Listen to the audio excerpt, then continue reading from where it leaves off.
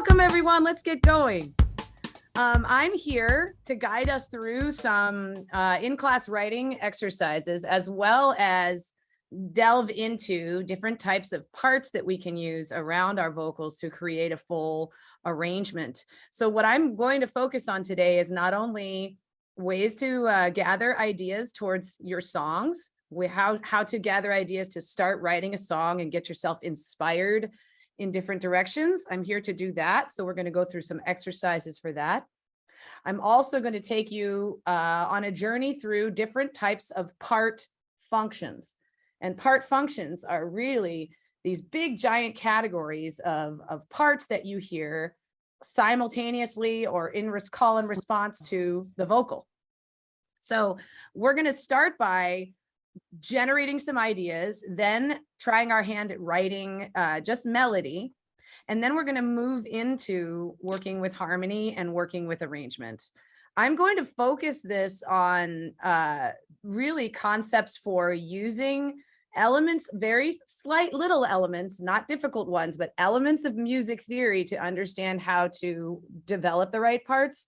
And I'm going to also talk about instrumentation and parts that you can use, but we're not going to center as much on the digital audio workstation as we are on what notes to actually play and how to play those notes, right? So this class will be not as much centric on logic or looking at a production element as it is on once I open my DAW, once I open my digital audio workstation, or once I get together with live players, what parts do I play? How do I know what parts to play, right? So that's the idea, is you write the song and then you want to make a larger sound with it. So we're going to talk about that eventually. But first off, I'd like to get us writing something, because really, before you even, if you're writing separately from a DAW, so let's say you're writing separately from Logic or Ableton or Fruity Loops or any of these programs, right?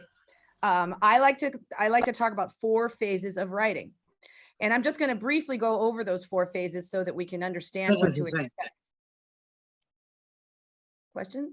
Okay. So the 4 phases of writing, I will type them in the chat, and I will have other visuals to show you in a second, but I'm just going to go over this briefly. The gathering phase is the first phase I want to talk about. Gathering, not gathering, sorry. Capisco. So the gathering phase is all about... Chiedo scusa, excuse me, non si capisce niente perché giustamente noi aspettavamo un traduttore, è tutto in inglese. C'è il traduttore, interpretation, il globo, the globe with the interpretation written. Alessandro, non ho capito, cioè, vabbè, sarà un limite nostro, però siamo costretti ad uscire perché non capiamo niente, dico la verità. Devi cliccare su interpretazione. Non c'è. I 3 puntini sul cellulare. Allora, un attimo solo. Chiedo scusa, chiedo venia. No problem. In inglese, ragazzi, non si sente più in italiano perché sono costretta a spostarmi da un'altra parte, per questo che non sentite. Ok, adesso è partito, grazie. Ok, ready to start again. Sì, ti chiedo gentilmente di non interrompere più la lezione con il microfono, ma di scrivere nella chat gentilmente, grazie.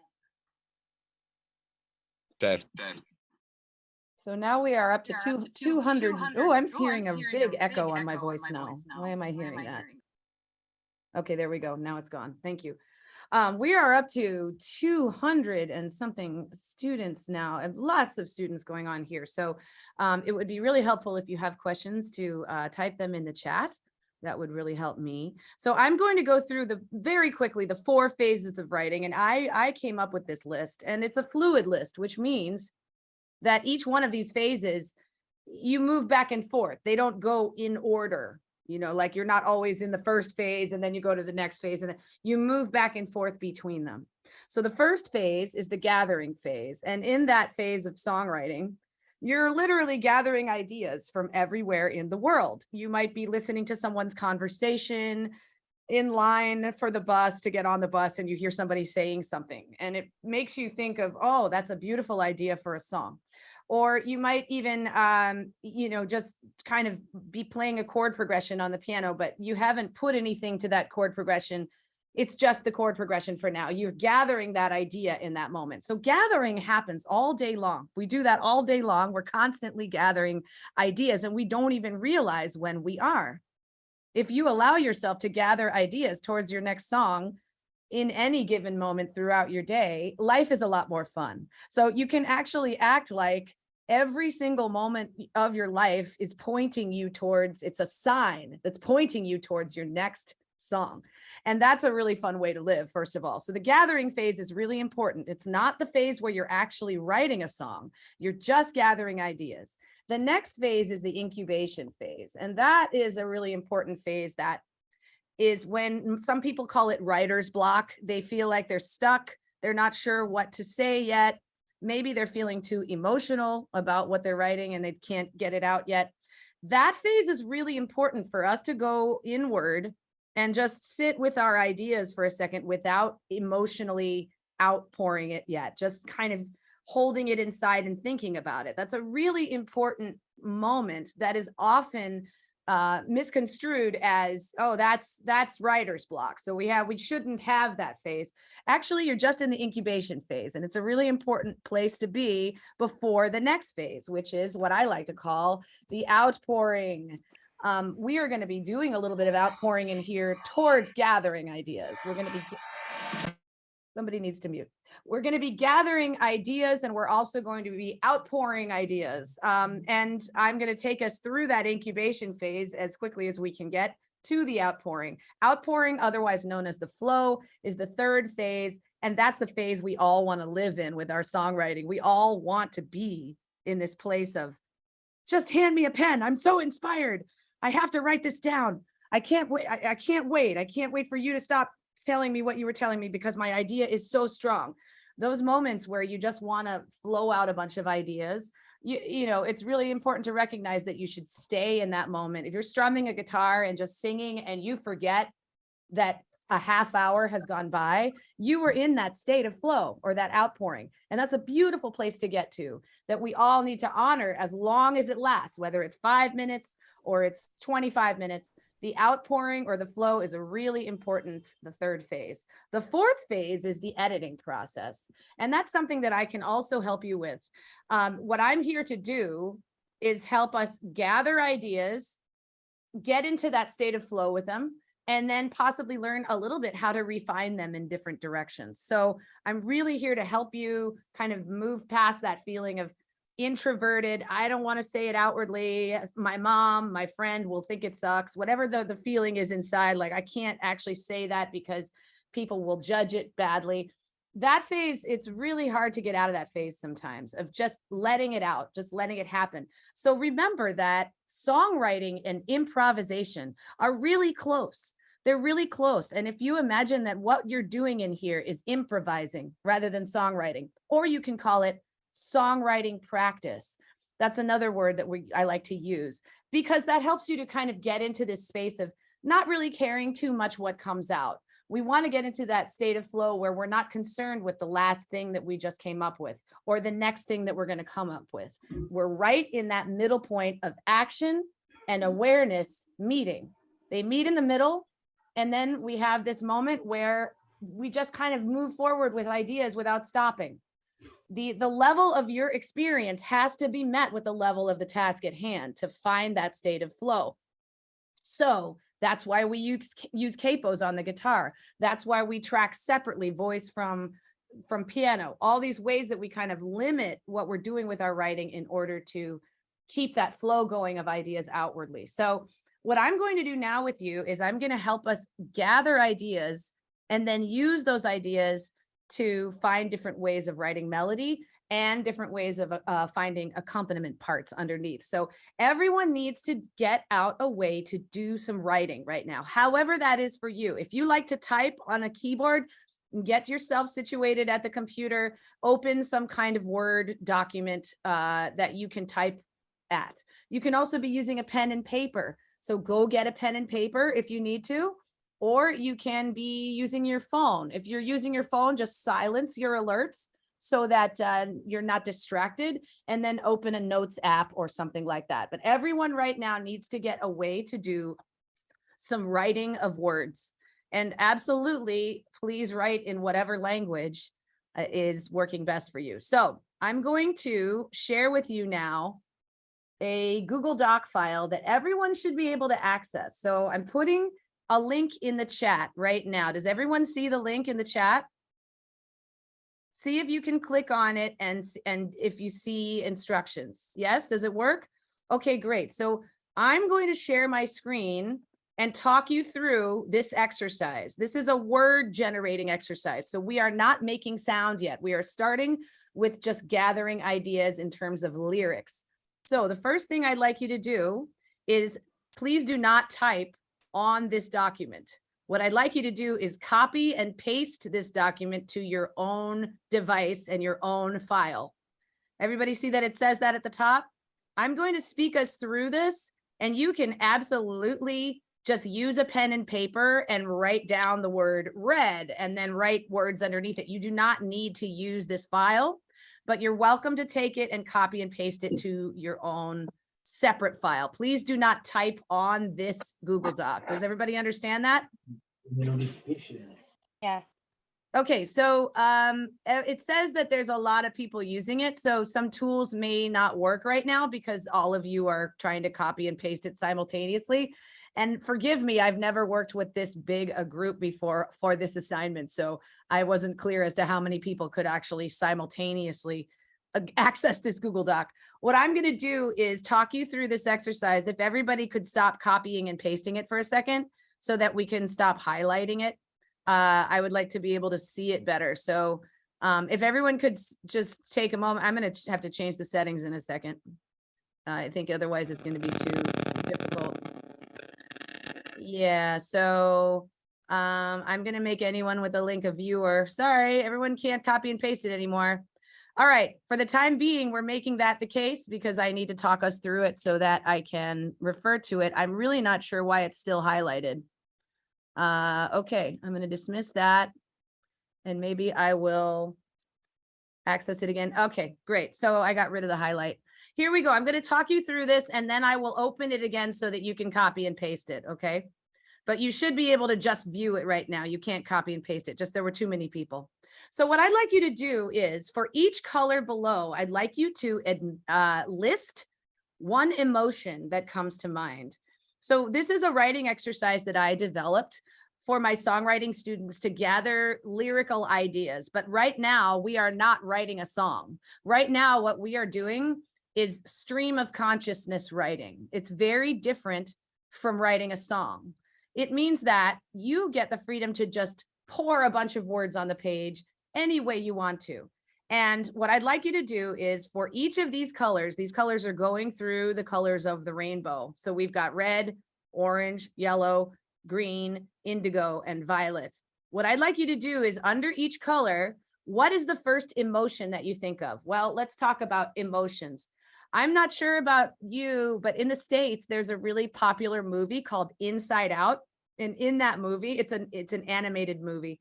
In that movie, there are a bunch of different characters that are representing emotions. So sometimes I use that movie as a reference because when you just think about emotions, how do we know what emotion you mean? Okay, well, in that movie, we've got joy, anger, sadness, fear, disgust, and there's more emotions than that. Sometimes you're feeling several emotions at once, right? So what I'd like you to do is once you read the color and you think of the color in your mind, immediately, how does that make you feel? What's the emotional response that you have? Whatever it is, however simple and regular or mundane it is, write it down. It doesn't matter. So red, anger. Okay, great. I'll write down anger then.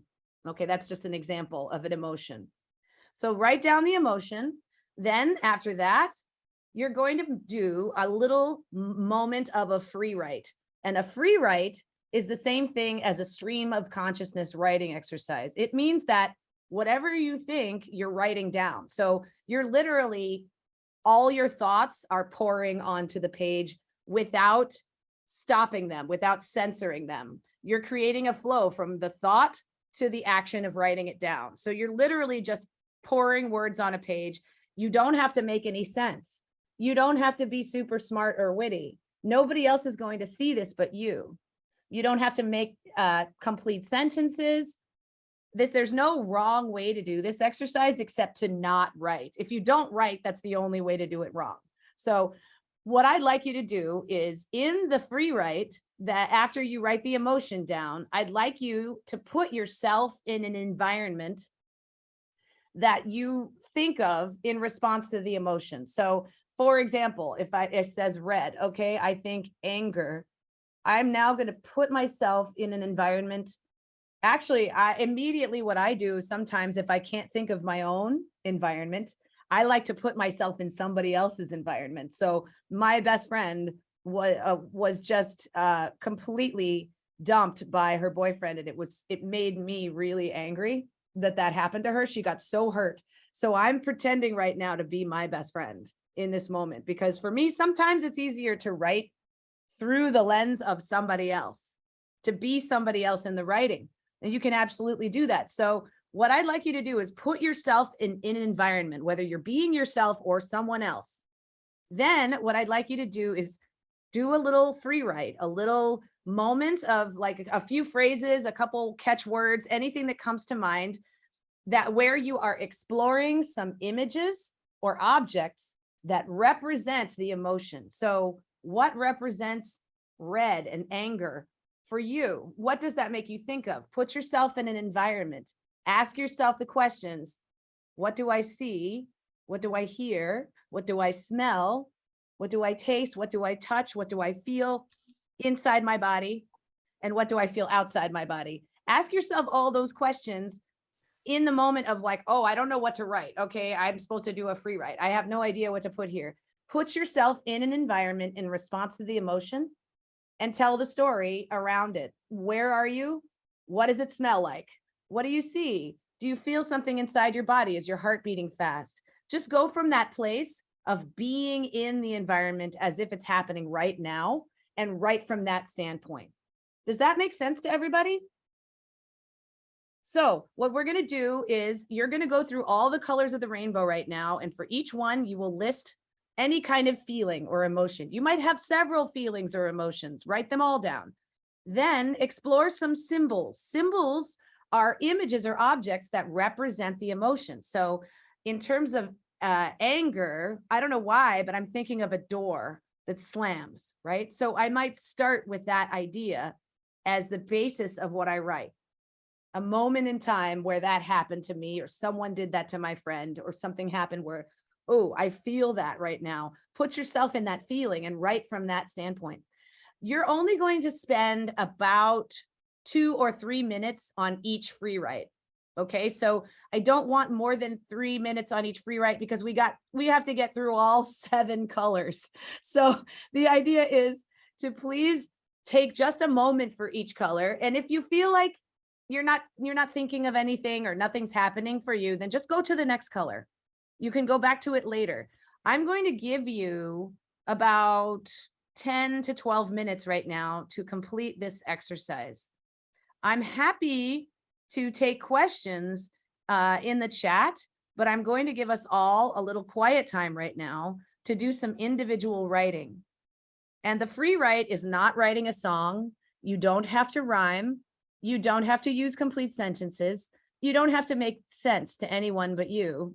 Maybe it doesn't even make sense to you. It's an opportunity to pour a bunch of things from your mind onto the page freely without standing apart and analyzing it. So the moment you feel like you're looking at what you just wrote, or you're thinking about the next thing you're going to write, stop yourself, take it back to the moment, keep writing, keep writing.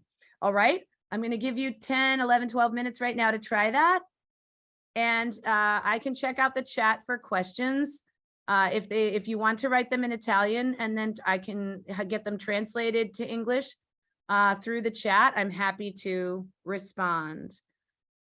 So I will type answers now. I'm going to mute myself to give you an opportunity to do that. Matteo, I see your question and I will answer that right now.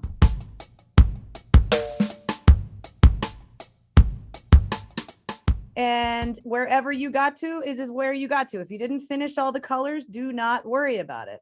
Okay. You can always go back and do this later. This is really not about writing a song. We're not writing a song right now. We're gathering ideas towards our next song. That's what we're doing. So in order to gather ideas, a lot of times it's good to just generate a lot of stuff so that you can pick and choose things from it. So that's what we're doing right now. So what I'd like you to do is don't look at the words for a second. Take your eyes off the words. If you wrote them down, separate your eyes from them for a second. Take a deep breath. Then I want you to look back at your words as if they're just a pile of words in front of you. Okay. Everything that you just wrote down is just like a messy pile of words. What I want you to do is pick and choose little pieces in the writing that give you a sense of inspiration. Like, oh, I could write a whole song about that idea. So you might have written something like, you know, I wish that this exercise were not so difficult. You know, you were just like writing something, right? When you were flowing out ideas, maybe that's what came out. And you say, you take, I wish, right? Of course, there's a wonderful Stevie Wonder song called I Wish.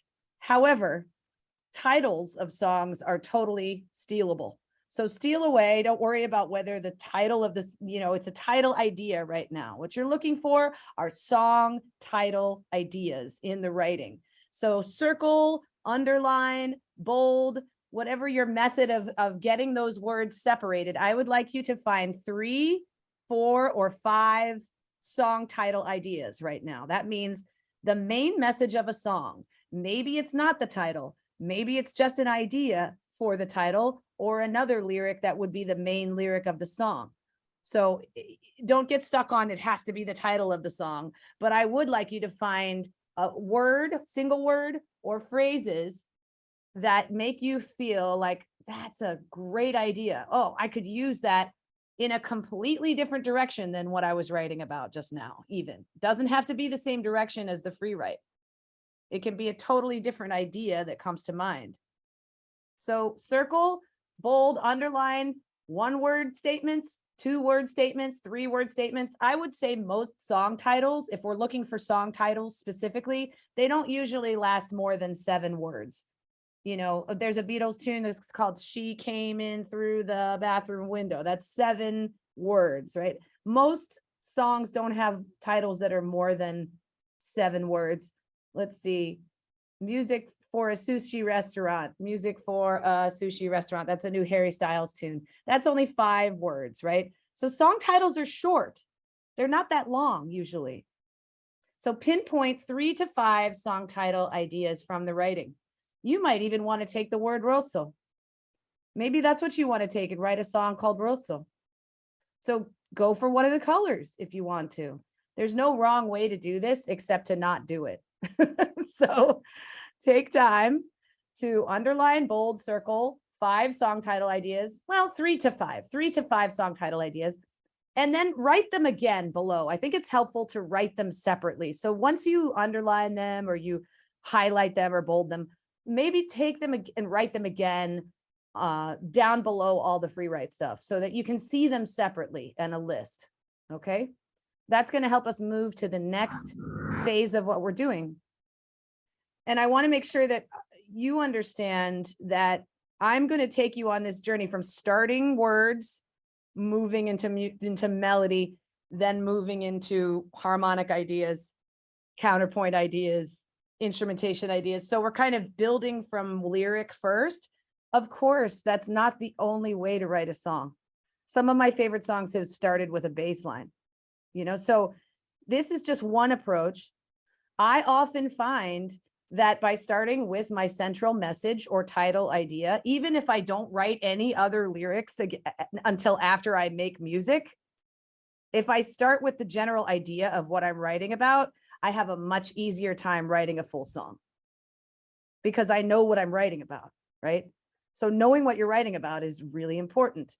Also, there's so many symbols in songs. There's so many symbols, meaning objects or images that represent emotions. And that's how metaphors are made. And that's how messages are related to thousands, millions of people, because we all can feel something with something representing that feeling, right? If we have a chair, but it's representing nostalgia because my grandmother used to sit in that chair and she's not alive anymore, right? That chair is way more than just a chair. So the idea is that you're looking for symbols. It doesn't have to be that there's a symbol in the title, but often central messages that have some kind of symbol in them can be really, really helpful. I hope this is clear because all of this is being translated into Italian. And I'm mostly, when I teach lyric writing or word writing, I'm teaching in English. So you let me know. I will keep the chat open. You let me know if something I'm saying needs to be clarified.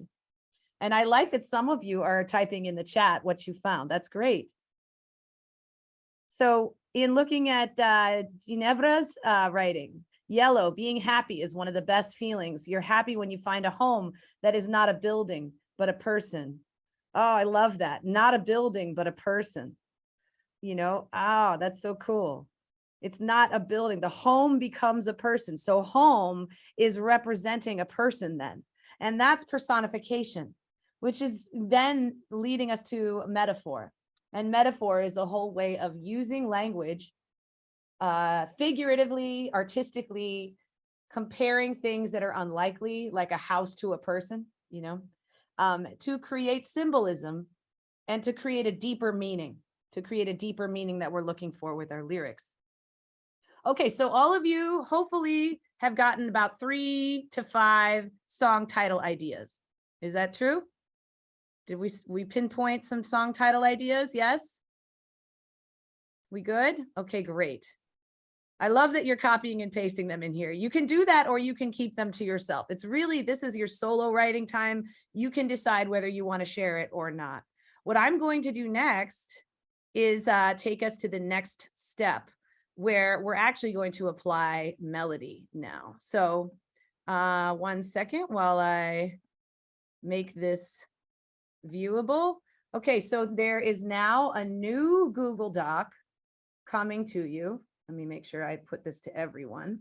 Do you want to do a screenshot of it, Sarah, instead and send that out to them as a screenshot? Or do you want to, what do you think would be easier? Because they'll all jump into the document again. Right. So they don't have to copy and paste anything this time. And it's view only. There's no editing allowed. So I don't think that it's going to be the same issue because, but you never know. So how about this? I will copy and paste it into the chat. I will also take a screenshot of it so that you have it. And then I will upload that to the chat. I'm trying to make it big enough so that I can take a screenshot of it. Here we go. So here is a screenshot. And I just did that. And now I'm going to put it in the chat. So those of you who do not have Google Docs can still access it. And then I'm going to talk you through this so that you understand what we're doing. So there's a screenshot. It just came to the chat. It should have gone to everyone so you can read it if you can't read it in Google Docs. So everyone should be able to see it now. Yes? Yay? Yay or nay? Okay, what I'm going to do either way is share my screen and talk you through this next writing assignment. So we're starting out by generating ideas, like I said, and then eventually we're going to move into making melody and making harmony. And this is an example of an exercise. This is one of the many exercises I give my campus students. This is one out of thousands of ways to generate melody. And what we're really looking at here is how to set our title lyric. Titles of songs are most often appearing in specific places in songs, right? Where do they normally happen? Where does the title most often happen? Well, since you're such a big group, I'd love to have one of you respond, but I'm going to respond for you unless you say it in the chat. Let's see. Where do titles of songs normally? In the chorus. Thank you. Yes, in the chorus. And in sometimes they can happen at the beginning or the end of the verse. right before the chorus to spill over to the chorus. That definitely happens too, as a pickup to the chorus. You'll hear the title. Sometimes you'll hear the title in the post-chorus. Like it won't happen till the end of the chorus, or the instrumental part where there's the title song at the end of the fourth phrase and the end of the the end of the fourth measure and the end of the eighth measure, excuse me. There's many examples of the title being sung only twice at the end of the chorus in a section we like to call the post-chorus. So I'm not too concerned with form right now, but I want to mention that there's one aspect of most song title melodies that is very important to be aware of when it comes to writing a chorus, or when it comes to just writing that one line that generates the title of the song, because usually that's the moment that you're going to repeat throughout the form lots of times. I mean, I'm generalizing because obviously there's a song by Harry Styles called Grape Juice, where I think that he sings grape juice once at the end of the song. So there's plenty of examples of the title not being repeated, but the tradition is to repeat the title in the same place in every chorus. And usually that happens at the beginning of the chorus or the end of the chorus, or both, right? The definition of chorus, does anybody know what the definition of chorus is? Just to put that out there for a second before we move to this assignment. It has a very distinct definition. It comes from ancient Greece, because in ancient Greece you had, refrain is another word that you can use to kind of mean chorus. We also like to use refrain a little bit differently to mean that one line that is the title. So title and refrain are kind of the same meaning in the songwriting department at Berklee. The definition of chorus, it comes from ancient Greece. It means everybody sing along. From the Greek choruses and the plays. Yes, I think you meant Greek, Letizia, you said green chorus. We're still talking about colors, right? The Greek chorus from back in ancient Greece, right, where they had a play. And what would the chorus do? They would sing together in unison, and they would comment or summarize on the plot. So many times the title of the song is doing that. It doesn't have to be in the chorus, Valentina. Absolutely not. It does not have to be in the chorus. It's just whatever I'm saying is traditionally a very popular thing to do.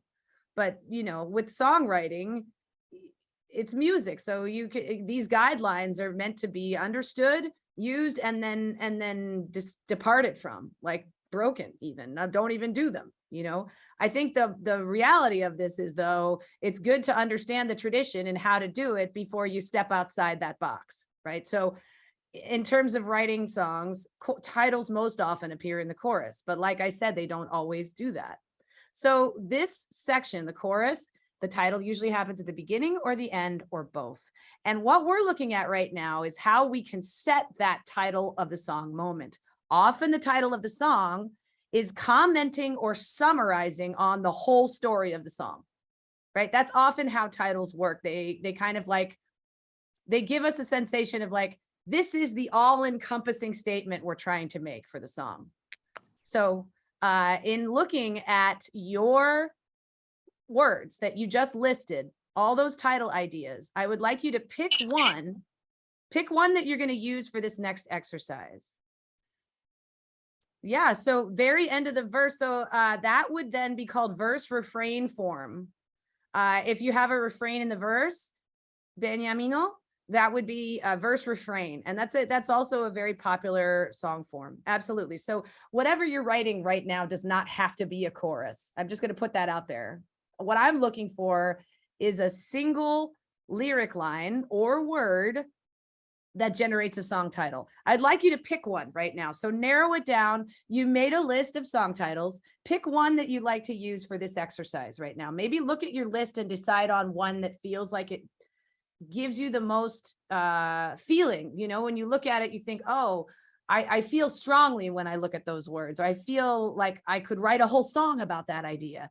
That's what you want to choose. Could I write a whole song about that idea? There's a song called Jealous, and it's one word. And in the song, he keeps using the title, but he changes the rest of the words around it. So he says, I'm jealous of the rain. I'm jealous of the wind. I'm jealous of all these different things. But the title is Jealous, right? So if the title was Jealous of the Rain, the whole song would have to be about rain.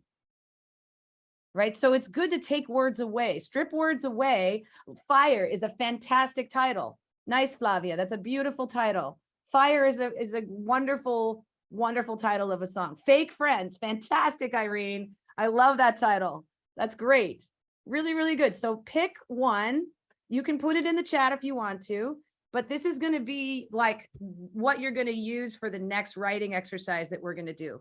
Everything I'm doing with you is to help generate inspiration so that you can take it and then write a full song after this class. I'm not expecting that anybody's going to write a full song right now. It's about getting ideas so that when you leave this class today, you're like so inspired to go write it. You know, that's what I want. That's my goal right now.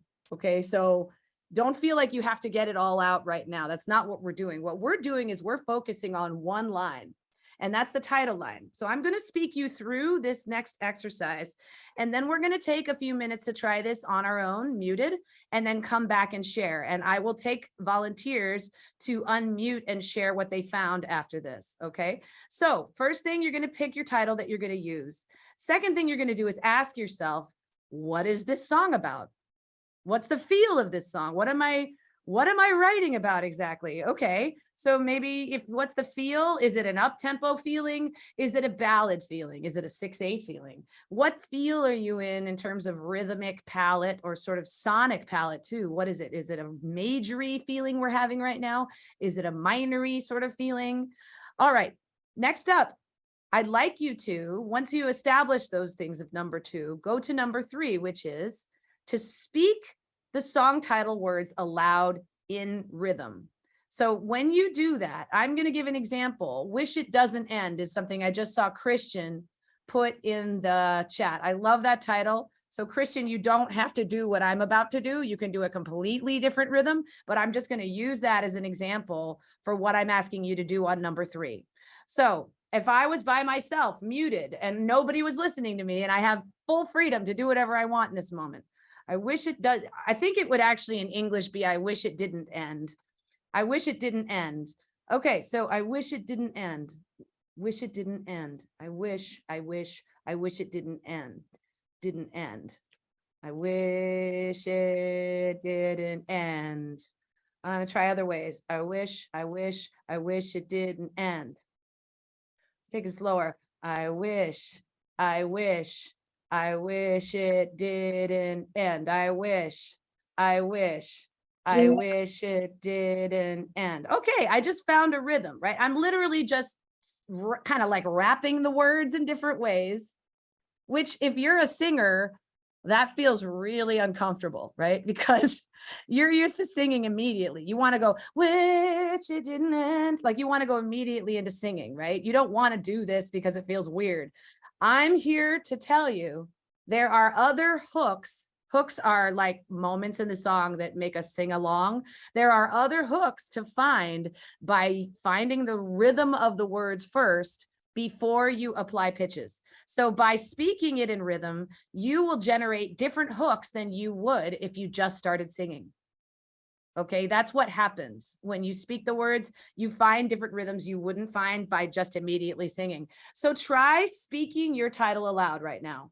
Whatever the title is, just say it a bunch of times in a row. Say it in Italian. If you translate it to English and it feels weird, go back to Italian. You do not need to be writing in English right now. Okay, that's not mandatory that you use English for this moment. So what is a hook? A hook is a marketing executive generated term. That is a hook. A hook is something that came along. The word came along in probably the 1960s. In the music industry, what it literally meant is that the music that you're listening to, the moment of melody that hooks your ear and makes you keep singing it, right? So every time I think of that song, I think of that hook, right? So like, somewhere over the rainbow, that's the hook of Somewhere Over the Rainbow, right? Because that's the part that we remember, right? So the part that keeps repeating throughout the whole song that gives you that sing-along sensation that everybody remembers and cannot get out of their head, that's what that means. So a hook and title, they can sometimes be the same thing. Often they are the same thing. right? Because what you're doing with your song title is creating a hook for it so that everybody remembers it. So we're looking at how to create a melodic hook, a hook for melody right now.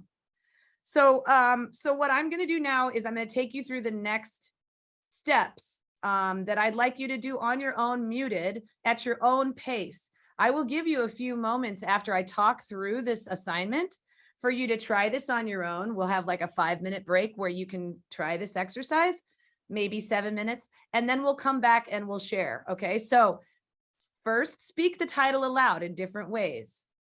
Try it in different, repeat some words, say long syllables if you want to. Do it in many different ways until you settle on one lyric rhythm. Then I'd like you to sing up and down the notes. I said major scale, but this is a moment where I want you to choose any scale that you want. I gave solfege syllables that I think might be confusing if you have studied music theory in Italy, because in Italy, usually do is C, right? Do is always C. So I don't have sound right now. I want to get sound actually. Hang on, I'm going to share my screen with sound. Give me 1 second. Here we go. So in looking at, in looking at this, if I'm singing through the notes of a major scale, you can start on C. We could sing the notes in C. Sing it with me. You can keep your mute on, but sing it with me anyway. Do, re, mi, fa, sol, la, ti, do. Okay, so those are the notes of the major scale in C, but I'm here to tell you that at Berklee, do is movable, which means that do is whatever the one of the key is. Do is the root of the key. So if we're in the key of D, do is D, right? That's different, right? That's different than maybe you might have learned it. So I'm doing it in C for now, just in case it's confusing to transpose it, but do note that you can be in any key and use that same do, re, mi system. So everybody would, now I played a major scale. I'm going to play a minor scale now, and I'm going to sing through those notes so you can hear them. You can sing with me. Do, re, mi, fa, sol, la, ti, do. You can also think of each of these notes. Oh, sorry. Each of these notes, you don't have to think of them as do, re, mi. You can also think of them as 1, 2, 3, 4, 5, 6, 7, 1. Okay, but these are scale degrees that we are using for our melodic shapes, our melodies that we're about to create. If you don't like being in major, you can be in minor. If you don't like being in minor, you can try Dorian. Do, re, mi, fa, sol, la, ti, do. Or you can try Mixolydian. Do, re, mi, fa, sol, la, ti, do. All those are options, but I only want you to do that if you know what I'm talking about. If you don't know what I'm talking about, Mixolydian, Dorian, all that stuff, don't even worry about it right now. Go back to major. Do, re, mi, fa, sol, la, ti, do. So what we're going to talk about is how to create a melody that feels like a hook. And what I'm about to tell you is something that is so prevalent for melodies that are used for title lyrics. Title lyrics and melodies that are used for them. The melodies that are used for title lyrics are often cadencing. Those melodies have a cadence. What does this word cadence mean? What does cadence mean? Anyone tell me in the chat? What does cadence mean? Does anyone know? I don't know how you translate it in a finishing moment. Thank you, Maria. A finishing moment. And melodically speaking, a cadence is a little bit different than harmonically speaking. If you're a guitar player or you're a piano player and you've studied music theory, or any other instrumentalist, you've studied music theory, you might or even a vocalist, because you might have taken a music theory class or a ear training class, you might know about a cadence being a point where the 5 chord goes back to the 1 chord at the end of the phrase, right? Right. So what I'm about to enlighten you on is that a cadence is also done with the melody, and how you make a cadence with the melody is really important, because when you cadence with the melody and you sing the title words of your song, what you are doing is creating a melodic hook, a hook that feels more like, hey, we should sing along with this. I don't know why, I just have this sensation that I want to sing. Well, ultimately that is because you're giving us a feeling of a finishing moment, or something that's complete, or something that we should really pay attention to because it's being emphasized. So I'm going to take you through what I call, and what Berklee calls, the tendency tones. These tendency tones are literally notes that are in the scale that are they're more filled with tension, or kind of reaching notes. Those notes resolve, they happen to resolve more often to notes that are landing notes or resolution notes. So you've got this feeling of in breath, out breath, or reaching and landing, right? Within the 7 notes of any given scale. And usually when a song stays in a key, it's only using 7 notes. And those 7 notes are used in so many different ways, right? But there's an underlying 7-note scale. We can sing up and down that 7-note scale if we're listening to a recording and we figure out the scale. We can do that for any song. I mean, just for the sake of posterity, if I'm playing the Beatles, when I find myself in times of trouble, Mother Mary comes to me, speaking words of wisdom. I can sing any of those notes along with the Beatles, and they don't sound so bad because they're all within the key of C on that tune, Let It Be, right? So on that tune, Let It Be, we're in the key of C major. That's an example of a C major moment. So in that key of C major, we have tendency tones. These are tones that reach and then land. So what they're doing is they're creating a melodic cadence, or a feeling of resolution, or feeling of completion, right? So I'm going to take us through those tendency tones now. If we're in the key of C, I think it'd be really helpful if you sing too. If you can sing in your environment outwardly, that would be great. Muted, of course, but sing with me so you can hear them. Okay, I'm going to take us through them. The first one is here. Re, do. Everybody sing that. Re, do. You can sing it down an octave if you want. You can be down there. Re, do. The next one is fa, mi. Sing that with me. Fa, mi. The next one, and I promise I won't turn this whole thing into a music theory lesson. Okay. The next one is la, sol. Right? Sing that one. La, sol. And then we have ti, do. Sing that one. Ti, do. So we have re, do, fa, mi, la, sol, ti, do. Right? So what I'm showing you right now is reach, land, in breath, out breath, tension, release. Re feels tense, do feels released, fa feels kind of tense, mi feels more released, la feels kind of tense, sol is the place of resolution, and ti is super tense, ti is very tense, do is the resolution point. So these are stepwise motion notes that are used to create a melodic cadence, a cadence with melody. And ultimately, if you go and listen to about 15 of your favorite pop tunes, you will find these melodic movements most often on the title words of the song. Isn't that interesting? They happen all the time. Let it be, re, do, let me, re, do. Re, do is in there, right? It be in Let It Be is re, do, right? So they're everywhere. They're all over the place. So by moving your voice back to do or to mi, if you're in major, you create a cadence, and it definitely gives this feeling of, oh, we're complete. Oh, we should sing along. So taking you briefly through the other scales, just so you can hear them. Re, do is minor. Here we go, minor. Re, do, fa, me, le, so, do. That's minor, right? Dorian, re, do, fa, me, la, so, do. And one more. I'm doing this really briefly just so you can hear it. Mixolydian. re, do, fa, mi, la, sol, do, right? So you have these other scales. You got do, re, mi, fa, sol, la, ti, do. You got do, re, mi, fa, sol, la, ti, do.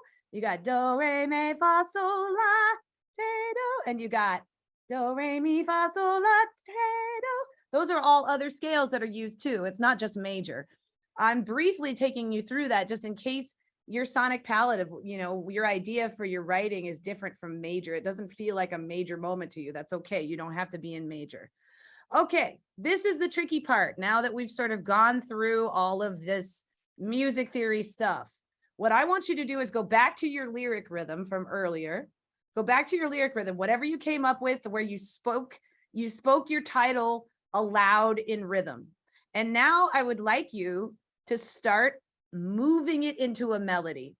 Don't even worry about the tendency tones yet. Just move it into a melody. For example, oh, were you not able to hear the song? I'm not playing a song right now. Can you hear me? I just said somebody couldn't hear the song. Okay. Yeah, I think what it is, Sarah, is they weren't quite hearing the keyboard as a reference against what you were singing. Ah, okay. That's what it was. It was just like to hear that. Can you hear this? Is that there? Okay.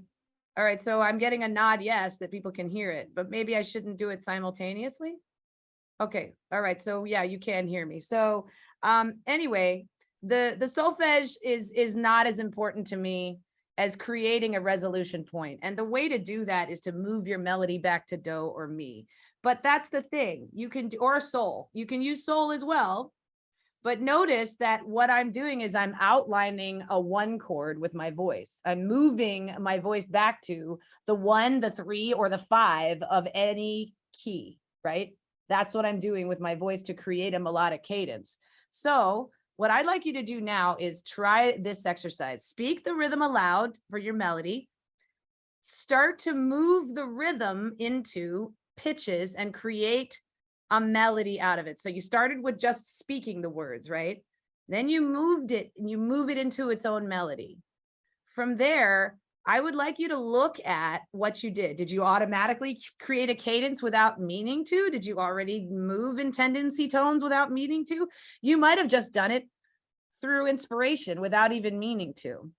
If not, I'd like you to find your most important syllable of your line. Where is your most important syllable of that line? See if you can move that syllable back to do or mi or sol.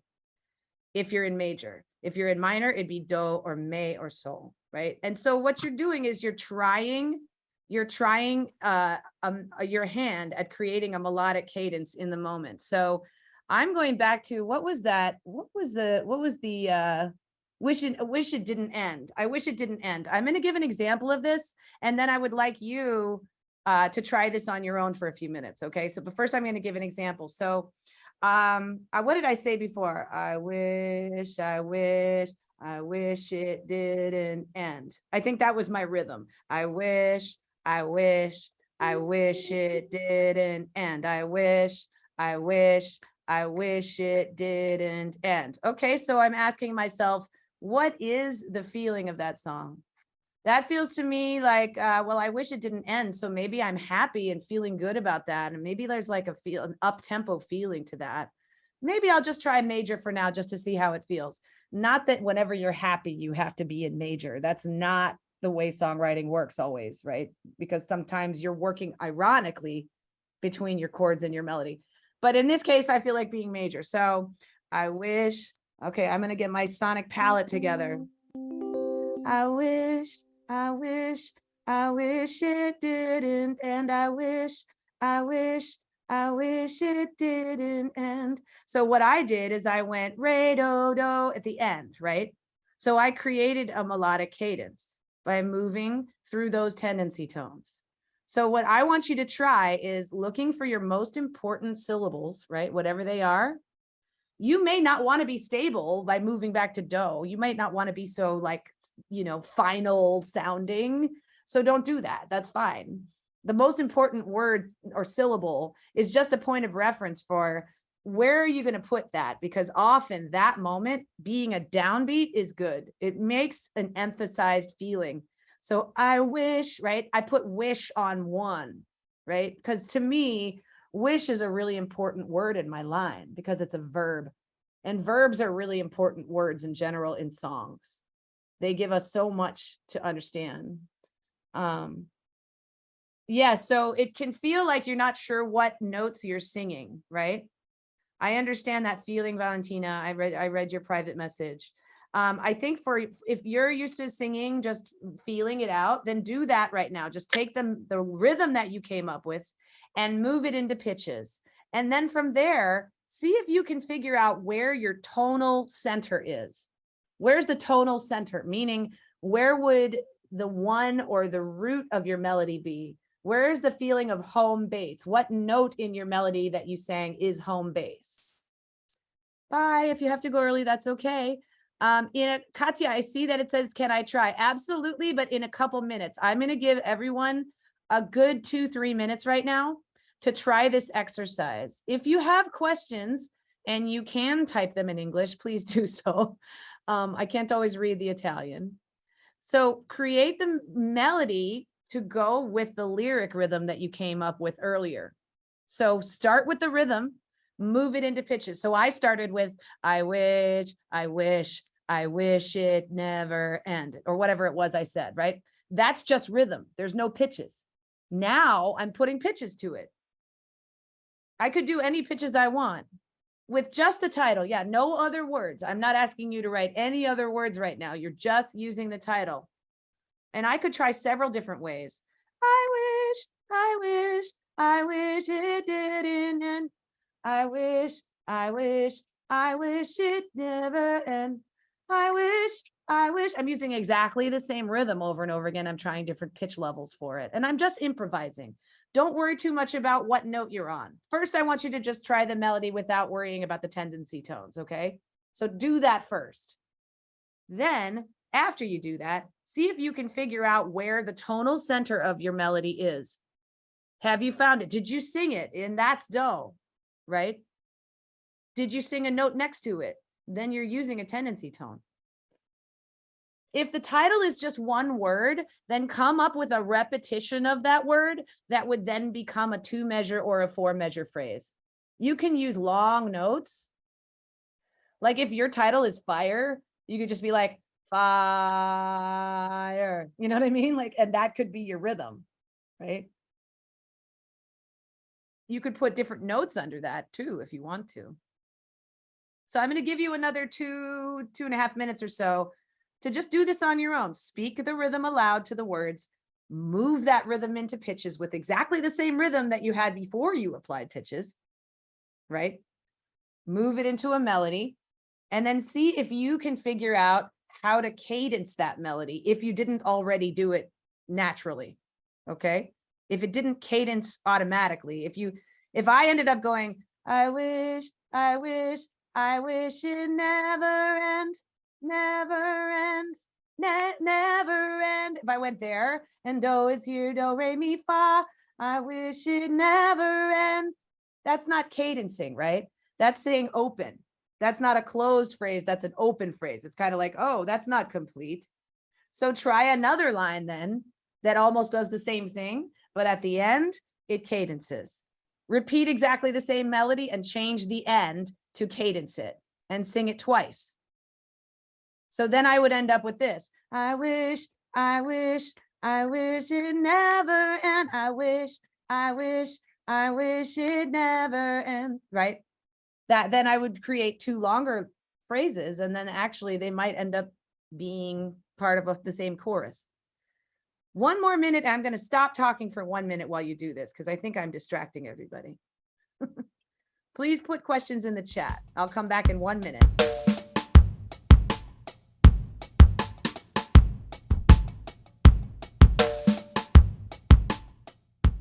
And hopefully you got a chance to speak your title aloud. And then eventually it kind of moved itself into pitches. And then maybe you tried your hand at using a tendency tone moment.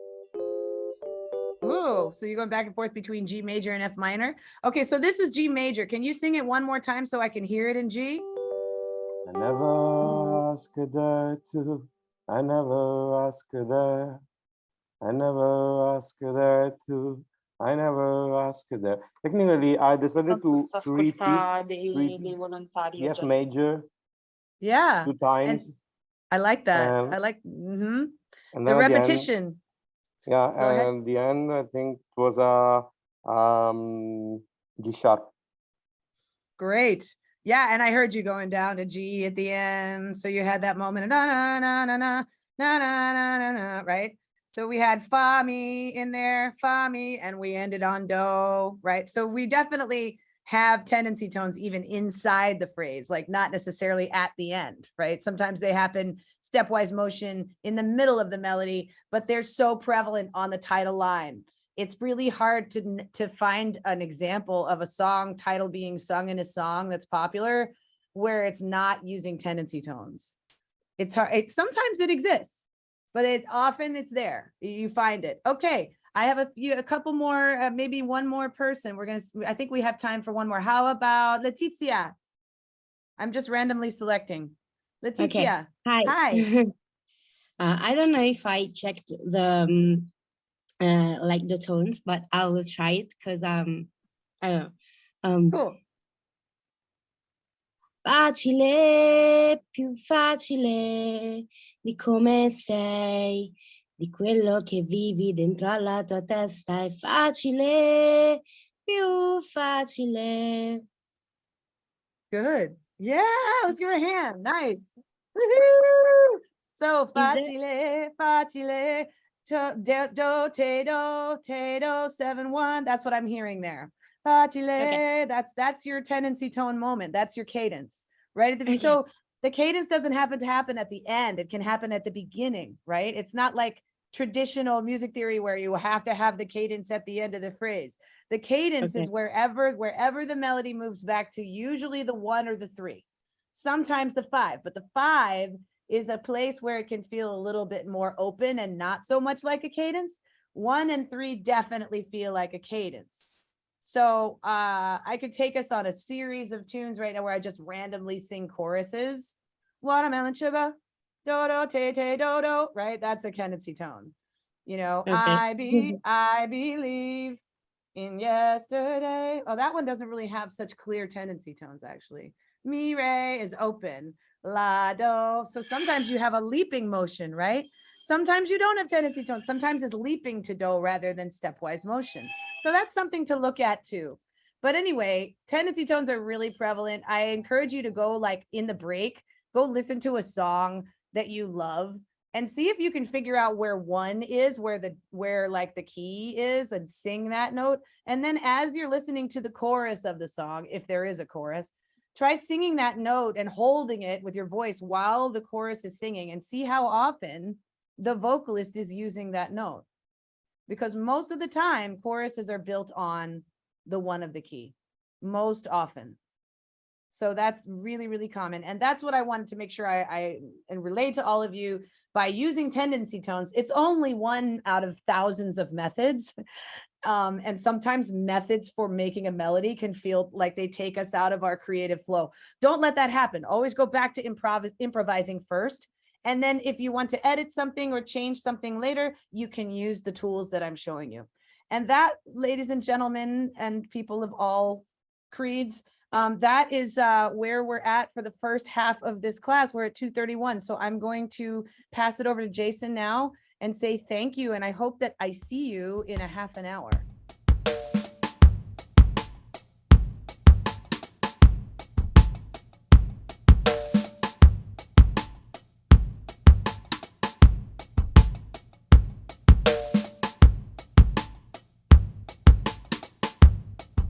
Thank you. Hi. Thank you for joining me. If you were here earlier, great. You hopefully generated some ideas for a song title, which then we are going to hopefully move into another exercise eventually. But first off, what I'd like to do is take us on a journey through parts and part functions.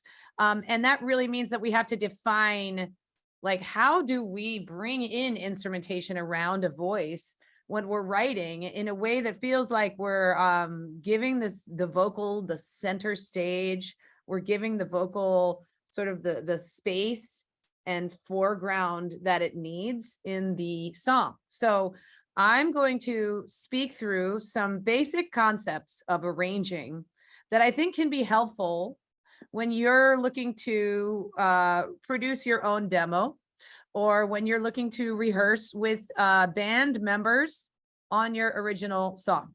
So it can be confusing as the writer to know what parts to add, or to know what other things besides guitar or piano should be there, right? That can be very difficult. If you wrote the song on piano or you wrote it on guitar separately from a digital audio workstation, you might be trying to figure out, well, what do I add? Maybe it doesn't need anything else, but I think sometimes it's hard to know, right? Especially as the writer. So I'm going to start off by just giving us a basis of how to determine how to use the sonic palette around the voice and how to think about it. And then eventually we're going to get into an exercise. Primarily what I'm doing with you is live work, but if you would like to, as we move into the exercise together, if you feel more comfortable writing inside a program like FL Studio or Logic or Ableton, feel free to open up a digital audio workstation and generate sounds that way. You do not need to generate sounds with an acoustic instrument. However, it would be really helpful if everyone involved had the ability to get to a harmonic instrument of your choice, or generate some kind of tonal sound in a DAW. So if you can situate yourself near a piano, near a guitar, near a ukulele, near a harp, near a bass, near even a drum set, because I think we could even do it writing at the drums. But I would like everybody, if it's possible, if it's not possible to get near an instrument or a DAW, digital audio workstation, don't worry, you can still go through these exercises with me. I'm going to spend the first part of this session lecturing a little bit, giving you a sort of a lay of the land, an idea of how to handle generating parts around your vocal, and then eventually we'll move it into an exercise. So you don't need a musical instrument right away. I just wanted you to know that that is what is coming. Is there a translation? I just got a message in the chat that says there's not the translation ? So I'm just making sure that everybody has an Italian translation right now. Do you have a translation? Yay or nay? Okay, thank you, Mario. Appreciate it. I can see you. I can't see everybody, but I can see you. Thank you. Okay, great. Great. Okay, so what we're going to do now is I'm going to share my screen, and I'm going to share a Google Slide document that I put together for this session. This is called Arranging in Songwriting, and some of this stuff is really based on things that I talk about with campus students in a class called Arranging for Songwriters. And in that class, we're really focusing on developing the right parts. And by parts, I mean, what is the guitar playing? What is the drums playing? What is the bass playing? Those are different parts, right? So that's what I mean by parts. So we're going to be looking at how do we figure out what parts to use and what should they do? I'm just going to give us an overview. So this is not going to get super specific, but I will try to do my best to give you sort of an overview of the approach of how arrangers and producers work with songwriters to develop a full sonic palette for their songwriter, and also how they develop a signature sound for their songwriter. So the first thing I want to talk about is prosody in songwriting and arrangement. Prosody is a word that we use a lot in the songwriting department on campus. Does anybody know what that word means? I might not, it's kind of a crazy word because it's sort of changed meaning over the years, but have you heard that word before? Prosody. I'm putting it in the chat. Prosody. I'm going to go ahead and define it, prosody, and what it means. In songwriting, it means something different than in poetry. You might know the word specifically from literature and poetry. It's an older word that literally means the rhythm of the words. So if you're looking at a Shakespeare sonnet, you would see that it, many times it's in iambic pentameter, and that means that is the prosody of that poem. That is not what we like. There's a much broader definition of the word prosody that we like to use in songwriting. In songwriting, what we like to say for prosody is all elements work together, toward a common goal or theme or message. So that putting that in the chat, all elements work together. So that means if your song is called Fire and you're writing a song about fire, or fire is a symbol for an emotion, like we talked about earlier, right? How are you going to develop parts that kind of feel fiery, that feel like they represent fire, right? We want to make sure that everything we do with the palette of sound, it basically supports the message of the song. And that's really important. That's such an important aspect. That prosody supports the song's message, and that happens with instrumentation choices as well as production choices. So what I want to do, and I don't want to spend a long time on any of these subjects because I have too many things to get to. I also don't want to go too quickly though. I feel like I have too many things to tell you all. Okay, so prosody, I'm going to give one example of a song that I feel has really good prosody. And that song is a song written by John Mayer. It's called Stop This Train. So I'm going to go ahead and share. I'm going to make sure I'm sharing my audio. Sorry, 1 second. Yes, I am. Okay, so I'm going to play Stop This Train. And what I would like you to do is, as you're listening to this song, I'm going to put the lyrics up as well. As you're listening to this song, I would like you to write down any elements that you are hearing in the recording that help to support the message of the song, which happens to be Stop This Train. The train is a symbol for an emotion, right? It's a symbol for a feeling. It's representing a feeling that we're having about Stop This Train. So first you have to define what the song is about. And of course you're looking at English lyrics. So I understand if that's confusing. You might be able to just go to Google, type in John Mayer, Stop This Train, Italian translation of lyrics, and you probably could find it. I bet that it's up there. So if you want to get the Italian translation, go for it. What I'm going to do is show the English lyrics, and I would like you to make a list of all the ways that you're hearing the message or meaning of the song exemplified by the music, by the production, by the part choices, by all the different instrumentation and what it's doing. Okay, so I'm going to start playing it. Please think about that as you're listening. How is this song, how is the message working in prosody with the production and arrangement and instrumentation? Okay, let's talk about the prosody of this song. I saw a lot of really great stuff in the chat already. So definitely the drums, Mateo says the drums sound like the train moving. Yeah, totally. Yeah, that is called a train beat, right? So that kind of motion is made with the hi-hat with the foot on every backbeat. The hi-hat with the foot is on the 2 and the 4. And then you have the brushes on the snare that create kind of a subdivision of the pattern, whatever it is. In this case, it's 8s.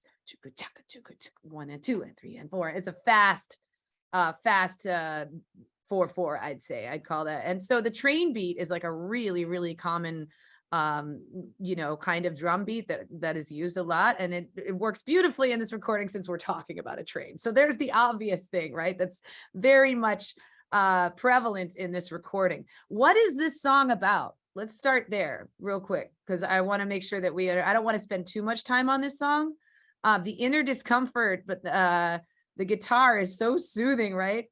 Yeah, no, that's interesting, right? That juxtaposition of having this soothing guitar, but it being kind of about the inner discomfort of life. So I saw a couple people mentioning what the song was about earlier. Wanting to stop time. Yeah, Sarah. Definitely. The train equals life. So the train is the symbol for life, right? So back to what we were talking about earlier, where this song is using a big central metaphor or symbol. The fear of the future. Sure. I think for me, the crux of the song is probably he started writing it maybe from this standpoint of worrying about his parents dying. Because it's these two lines.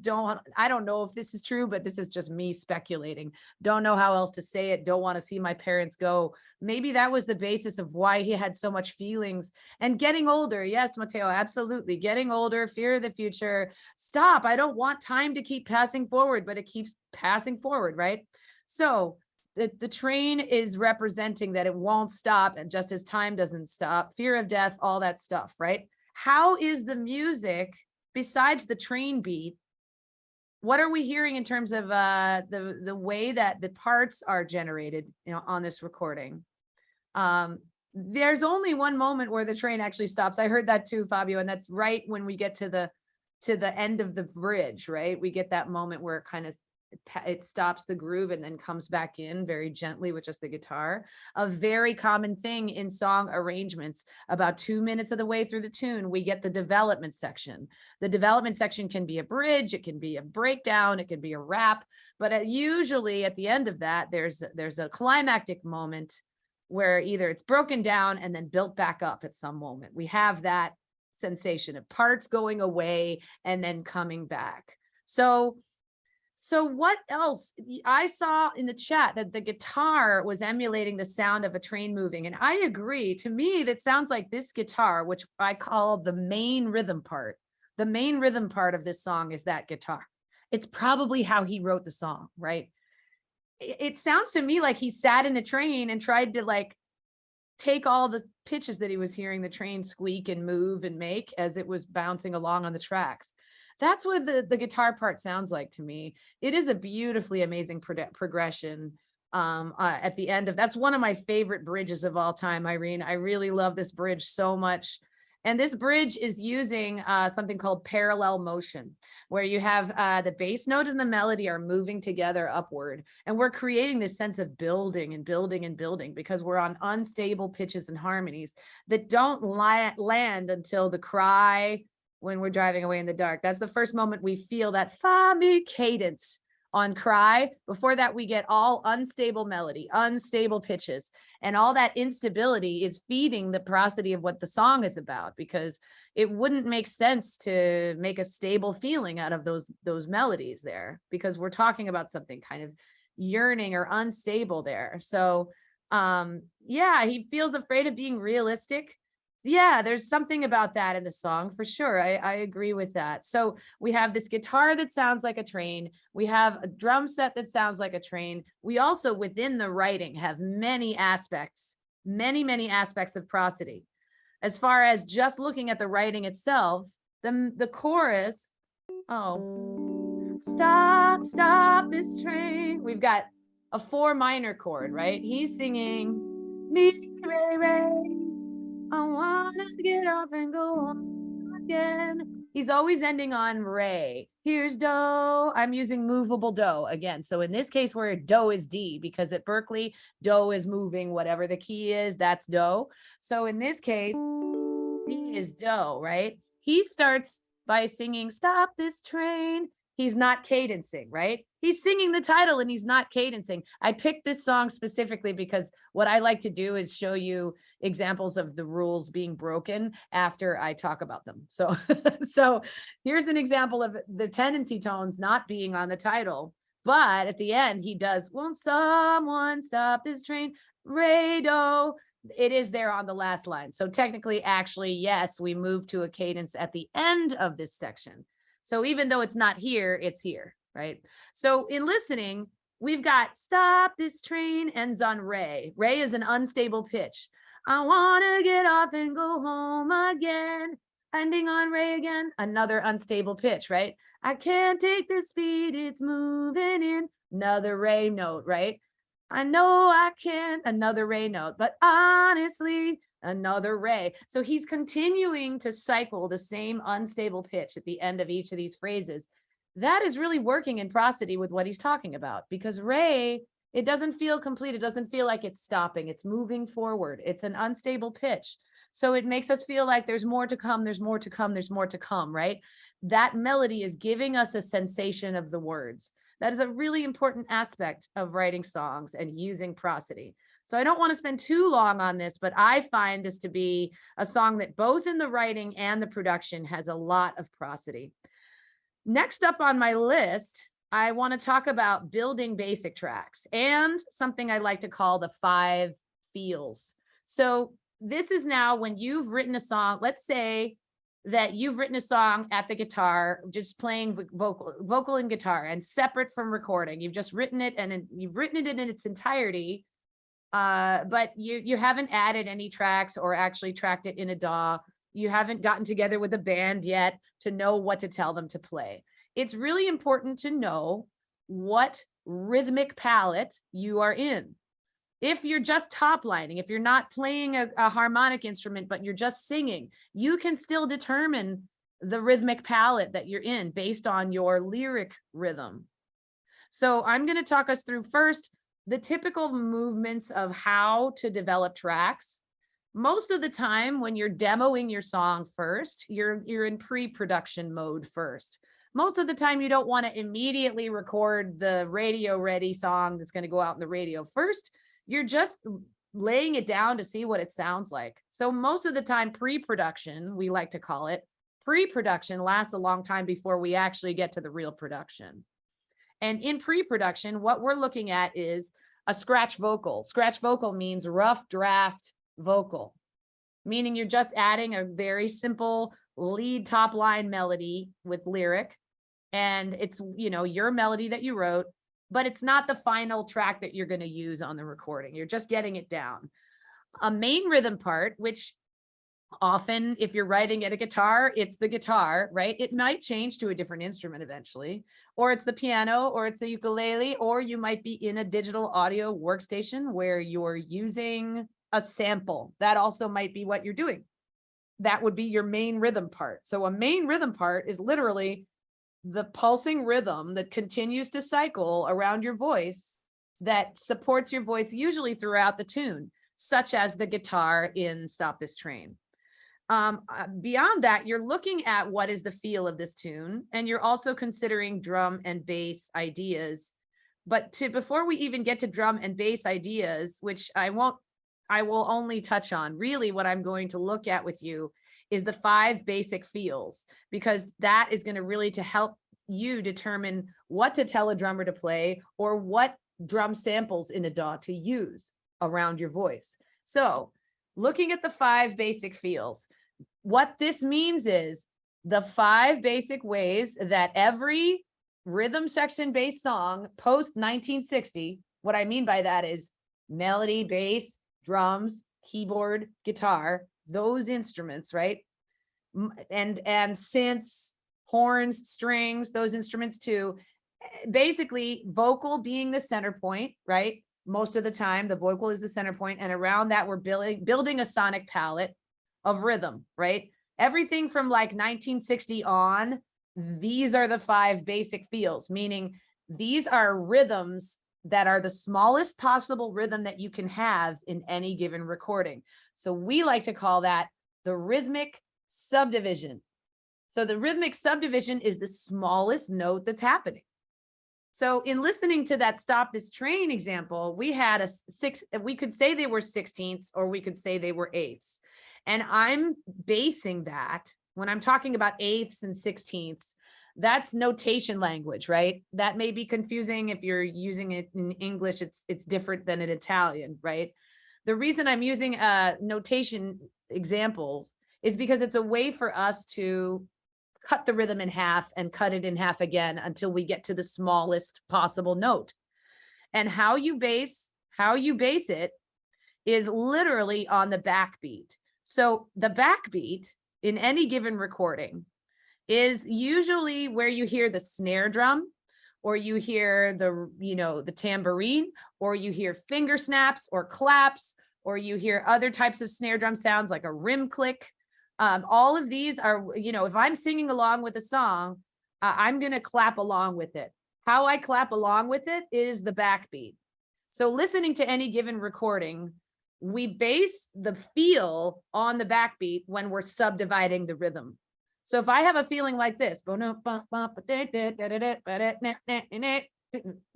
2, 3, 4, my backbeat is usually on 2 and 4. That's where it usually lives, right? In 4/4 time, the backbeat's on 2 and 4. That gives us the grid of what we're calling the quarter note speed, because that's the 2 and 4. Then from there, we can subdivide to the 8ths or the 16ths. So I will further explain all of this through listening examples. I think that by listening, we get a better sensation of what we're dealing with these 5 basic feels. So I have a bunch of examples here that I've written out of each of these. The 5 basic feels being, yes, I can send the slides afterwards. I shared them with Nadia. I'm happy to share this too with all of you if you'd like examples of each one. But yeah, I can share that too with Nadia as well. I will do that, and then she can pass it on her end. Okay, so straight eighths being the first kind of feel. The reason I'm going over this with you is because whatever your rhythmic palette is that you're going to be working with, I like to use the word palette because it's like you're visualizing the sounds in front of you on a canvas like an artist, right?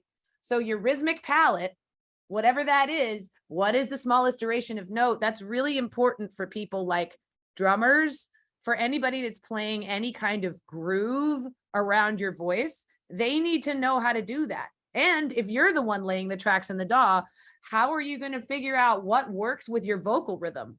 It's really good to know what feel you're in first. So we will start with straight eighths. I'm going to give a bunch of examples in a row. I'm not going to play the whole tune, but I'm going to count it first, and then I'm going to give the examples. So straight eighths are a feeling of this: 1 and 2 and 3 and 4 and da da da da da 1 and 2 and 3 and 4, and that can be at any speed, right? I'm snapping on the backbeat, and I'm going to play examples of that now. And I'm trying to go for different decades, but I don't always do such a good job. So here's 1, 2 and 3 and 4, and that's a fast straight eighth feel, right?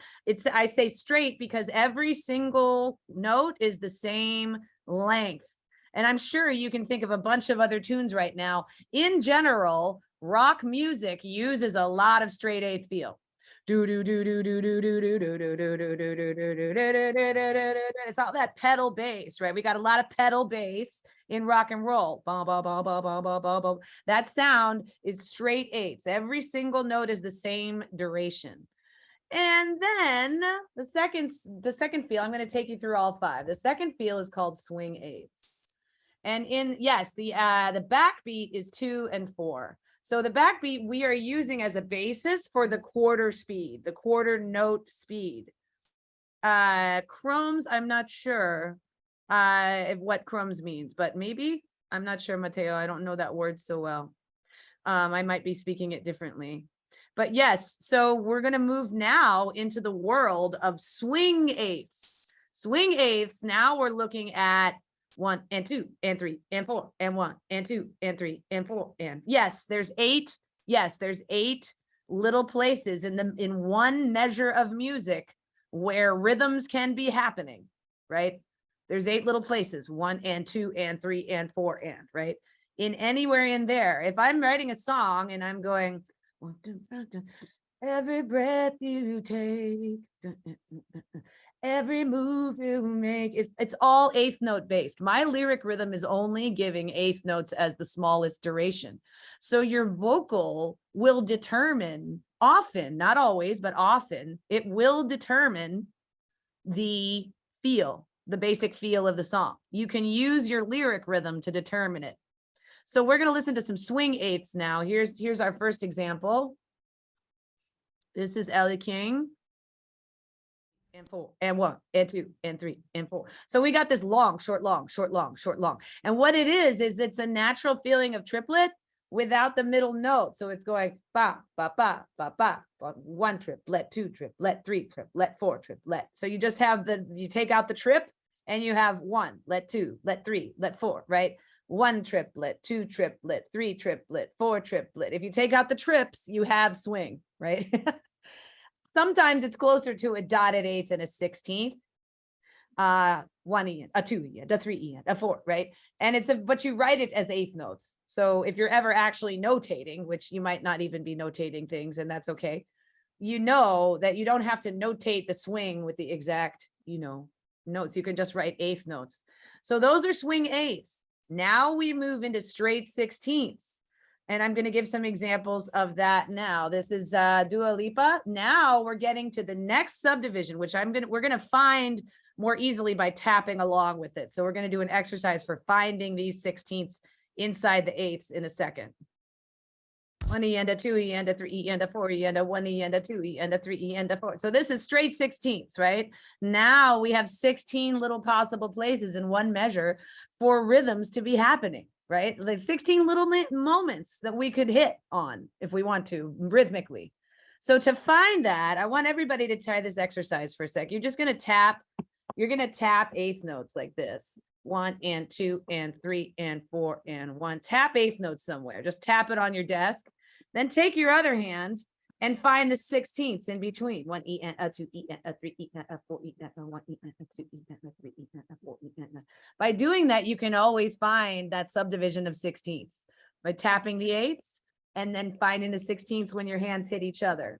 And that is a really great way of trying to find rhythms and recreate them on your own, is to tap along to know where you're hearing something so that you can pretty much borrow rhythms from other people and use your own pitches and recreate them. So it's really important to know how to do that as writers and arrangers, because so much of what you're hearing is literally it's written and produced and arranged in the vibe of something else. So most of the time what people are doing is borrowing from their influences, changing what they are influenced by to make it their own. The way that they do that is by stealing rhythms and changing pitches. So it's really important to be able to steal rhythms. By stealing rhythms, what you're doing is you're finding how to recreate that rhythm that you can then use in your own writing.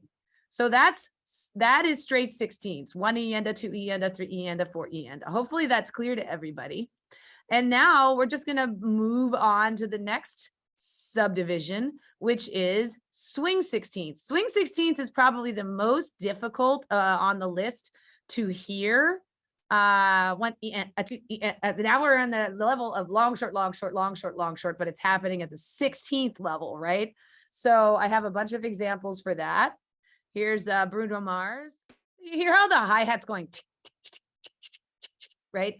That's giving us that long, short little 16th sound in there. They're also playing eighths sometimes, but yes, 1 E and a 2 E and a 3. It can be hard to access this feel. Sometimes what I like to do is I like to speak rhythms that are clear to my brain to remember them. So I go tak tak tak tak tak tak tak tak tak tak. For some reason that helps me feel swing 16ths. Tak tak tak tak tak tak tak tak tak. So the more that you're tapping rhythms or feeling rhythms or clapping backbeats, feel like using a percussion instrument while singing or finding these rhythms separately from singing, the better, because what it's doing is it's actually helping you to determine your sonic palette of rhythm. The last feel I want to talk about is called compound meter, and that is 6/8, 9/8, 12/8. Most of the time 6/8 and 12/8. I'll give you an example here of compound 10, 11, 12, 1, 2, 3, 4. So now we're in a triplet feel, right? So now in compound meter, 6/8, 12/8, that's the fifth basic feel of all the big 5 kinds of feels. That type of feel, now we're dealing with, instead of quarter notes, yep, 12/8 is one of them, Chris, for sure. Now we're dealing with dotted quarters, right? Wah, ba, ba, as our basis of downbeats. And inside that you have eighth note triplets. 1, 2, 3, 4, 5, 6, right? So that's a different feel entirely from all of the other 4. So this is the big 5 that I wanted to just briefly touch on, and I'm rushing. I hate that I'm rushing, but I just really wanted to make sure that everybody understands, because when you're writing, if you're a vocalist and you're writing a top line, right? And that's the only thing that you have at the moment, you don't have any other harmonic sounds, it can be very difficult to know where to start. So by starting with, oh, okay, If I'm singing like this, I know that I'm in a 16th, swing 16th, because I'm singing. It's like, if I'm singing like this, I know this is straight 16th, because this is, it's like, which one is which, right? Well, swing and straight 16ths are very close to each other, but there's a feeling of, with the swings, you've got long, short, long, short, long, short, long, short, with the pattern of every duplet, right? Every duplet of rhythm is, there's kind of there's a latency to the second hit. And that's different from straight. So if you're singing anything, you can listen to your lyric rhythm and say, oh, now that's helping me inform other parts because I know that I'm in this feel. So that's really important to know what feel you're in. Okay, so I'm moving forward from there because I don't want to get too stuck on any of this. What I wanted to say is beyond basic tracks, you might also be bringing in other instrumentation. So most of the time how people record is they start with the basic tracks, like what are the bass and drums going to be doing? What is the rhythm part, the main rhythm part? What is that going to be doing, right? Then, and the scratch vocal or the lead vocal is just a demoed vocal right now. Then from there, we move on to what I call sweeteners. Now we're looking at other aspects, strings, horns, synths, background vocals, all that extra, like first we put the cake and then we put the icing on the cake, right? So when you're recording, often you will start with the cake, which is the rhythm part that you wrote the song with, any bass and drum elements that sort of anchor the song with the feel that it's in, right? Then on top of that, you're going to start looking at adding these other elements to help carve out a larger palette of sound. So in doing so, there are 5 functions that I want to talk about. And I know that I'm lecturing a lot. So after this, we're going to do one in-class exercise. I'm hoping that I can go till 4:15, if that's okay. I know if we end up, nobody's here anymore, we can end at 4, but I was planning to go till 4:15. So I have enough stuff to go till then. If we need to stop at 4, let me know. That's fine. But anyway, I'm going to keep talking through this moment. You can let me know in the chat if you want to.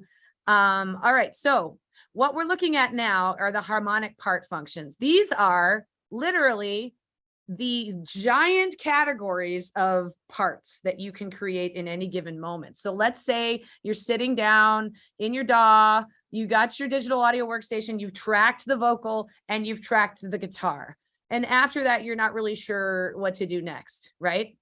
It's good to know ahead of time what kind of part you're about to track before you're going to track it. So it's good to recognize, oh, what kind of part do I want to add, right? Do I want to add a main rhythm, another rhythm part, a secondary rhythm part? Do I want to add? So this is the list of part functions that you can choose from in any given moment to say, okay, I know I want to add this specific kind of part to my recording. I don't know what it's going to be yet, but I know it's going to be this kind of part. I'm going to talk you through examples of each of these part functions. The first one we've already talked about. The main rhythm part is literally, you can call it the heartbeat of the song. On that example, Stop This Train, it was the guitar. Often it's how you wrote the song.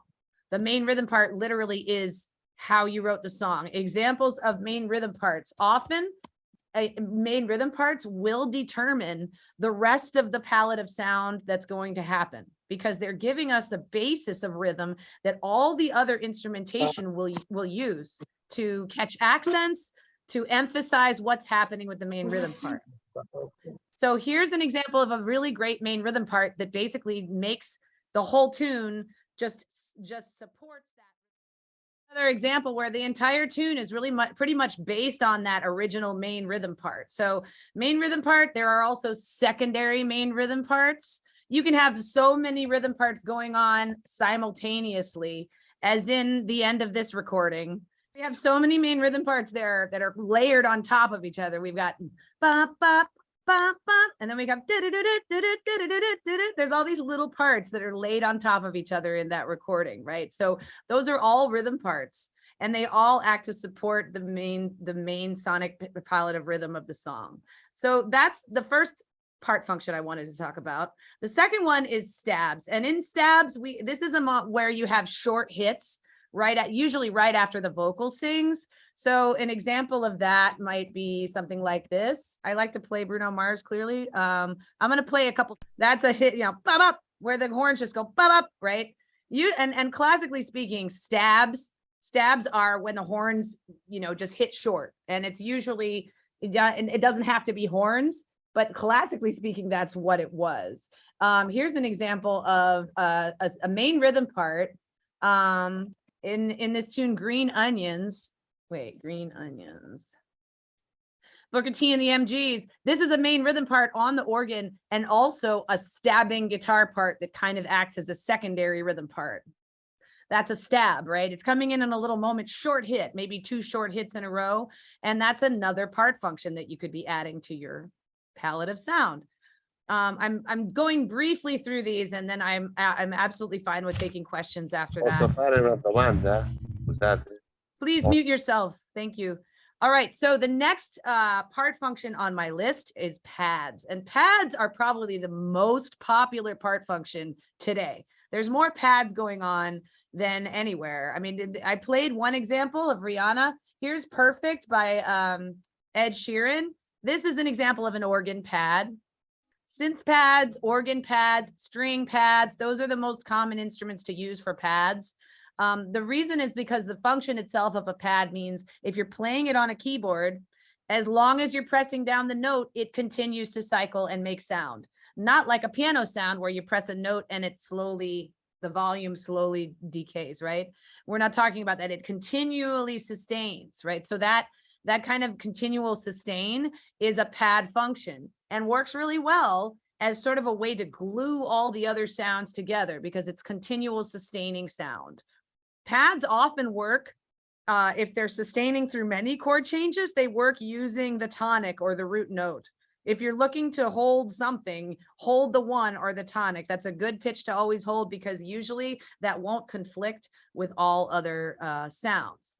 So pads, 2 more part functions on my list. Another one is counter melody. So counter melody is literally melodies that are happening simultaneously with the lead vocal to create counterpoint. So this often happens between melody and bass, especially in more groove-based styles. Here's an example of that. Do, do, do, do, do, do, do, do, do. That keeps cycling, right? That's creating a melody that works in counterpoint with the lead vocal simultaneously. So those 2 things, right, are happening at the same moment. So that's different than the final part function on my list. The final part function on my list is called second voice. That's different from a counter melody because literally a second voice is playing in the phrase spaces between the vocals. So the vocal sings and then the second voice happens, and then the vocal sings and then the second voice happens. It's another secondary melodic part. So for example, I always like to play this one because the bridge of this tune would be a completely different thing if it did not have the background vocals singing the second voice. Background vocals are not the only instruments that are used for second voice parts. In the Stop This Train example, we had a piano coming in as a second voice, and that was halfway through. So this second voice that I want to play is in the bridge. It happens to be the background vocals. Can you imagine what this song would sound like? The bridge of this song would sound like without the background vocals second voice part. Check it out. I'm just going to play it. So that's an example of background vocals, and they're called callbacks because they're directly singing exactly what Aretha just sang, right? That's not always how second voice parts work. I think of Stevie Wonder's Superstition when the horns come in on that tune. He says 13-month-old baby, right? And then the horns come in. That's a second voice part. So that's a part that's literally answering the lead vocal.